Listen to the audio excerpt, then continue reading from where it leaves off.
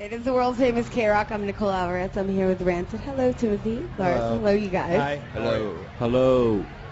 Did you guys really record this album at Skywalker Studios?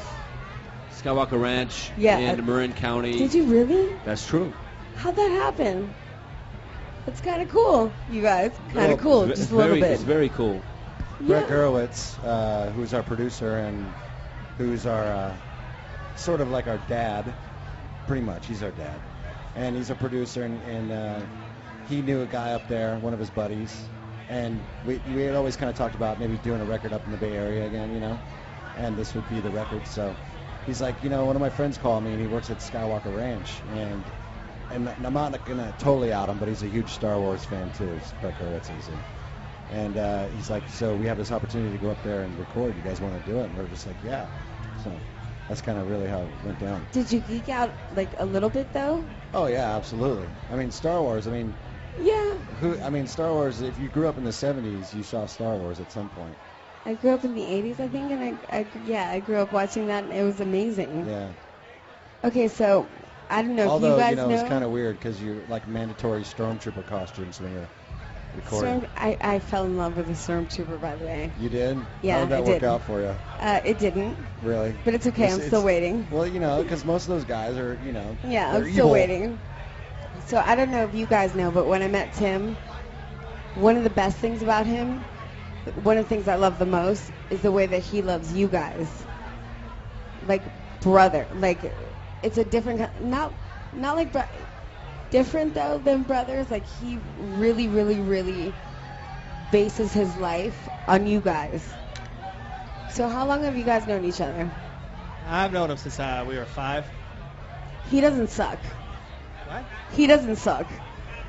No, he doesn't suck. Yeah, no, he doesn't suck. I met Matt when we were in this club called Y Indian Guides, and it was a father and son program, and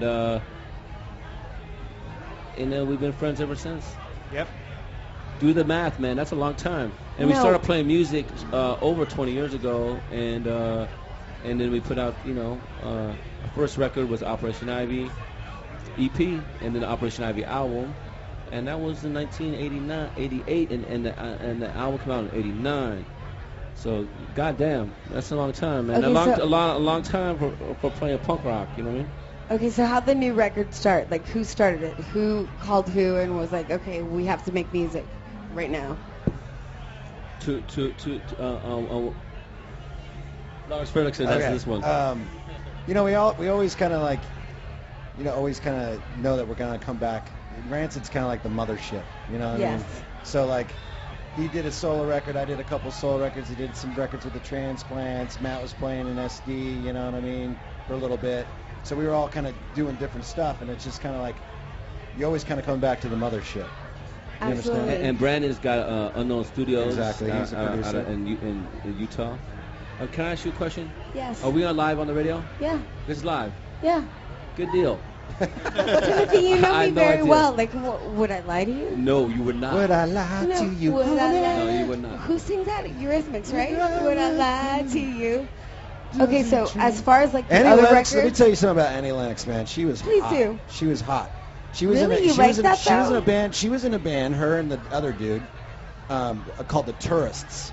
And when in 1982, I went down to Tower Records to go buy a punk record, and I saw a Tourist record, and it looked kind of punk, and I brought it home, and it turned out it was Annie Lennox.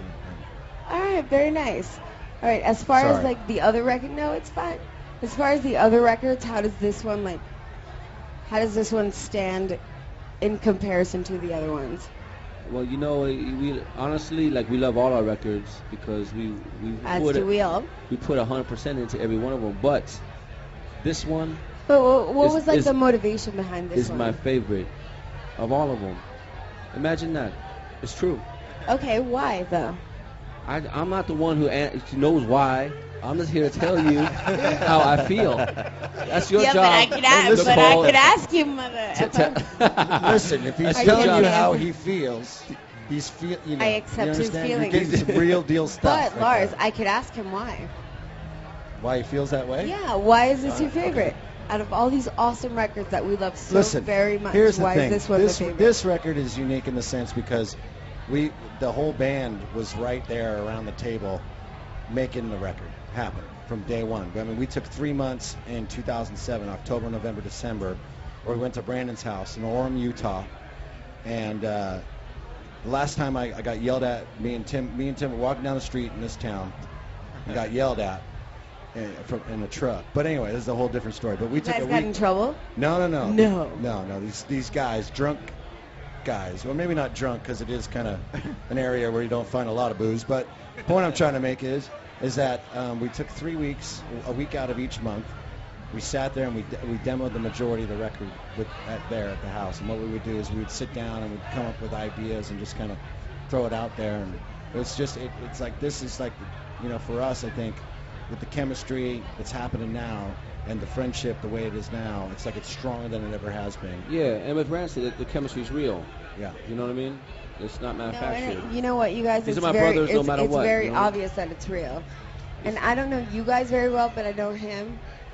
The way that he loves you guys is awesome. I mean, they know me better than my own family knows me at times. You know what I mean? Because we've been and, together and the fact that he would do anything for you guys, No doubt. vice versa, whatever, Take a bullet. it's amazing.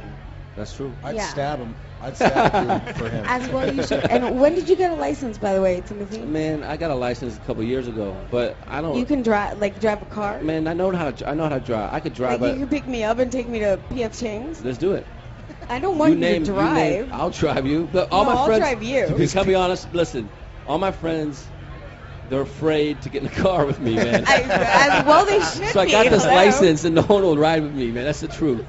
Yeah, well, hello. I don't You're blame really, them, by the way. you're really high on this PF Chang's. They paying you for the spots? No, because he took me for my birthday, and he Oh, had yeah. like 3/4 of a lettuce wrap or whatever. That's a full then meal. Then he got all food drunk. Like we left there, and he was like, "You would have thought that Have he you ever had been like food whiskey." drunk? Yeah, but not like this one. Listen to me. I'm drunk on life. All right. Timothy, I love you. You guys, I love you too. this record's probably going to be awesome like every other record, Thank and you. it's been a privilege to sit here with you guys. So thank you, Rancid, very much. Thank you very Thank you. much. Thank you. I'm Nicole Alvarez. This is the world famous K-Rock.